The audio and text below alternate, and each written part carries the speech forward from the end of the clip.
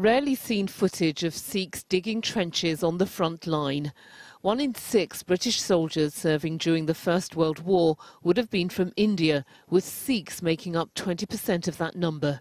Yet their contribution has been largely forgotten and their stories untold. This exhibition aims to right that wrong.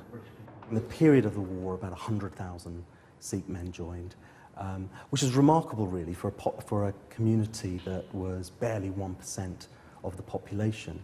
At the beginning of the war, it made up about 20% of the army of India. They were there from the blood-soaked trenches of the Somme to the desert and heat of Africa and the Middle East. Sikhs and Indians had a reputation as fearless soldiers, with thousands making the ultimate sacrifice. One of the single largest loss of life in a battle in France.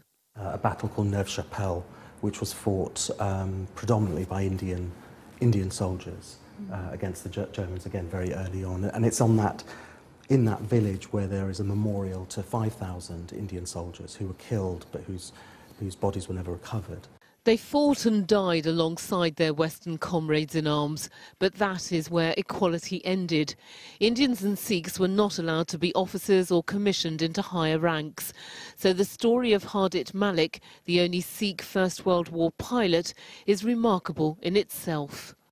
He was a student in 1914 at Oxford and desperately wanted to join his English friends in the Royal Flying Corps, but was not allowed to do so because of the colour bar.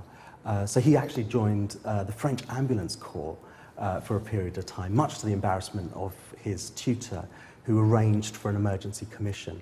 So this is the comb. Every Sikh soldier would have carried a kit bag containing a kunga or comb to look after their traditionally long hair.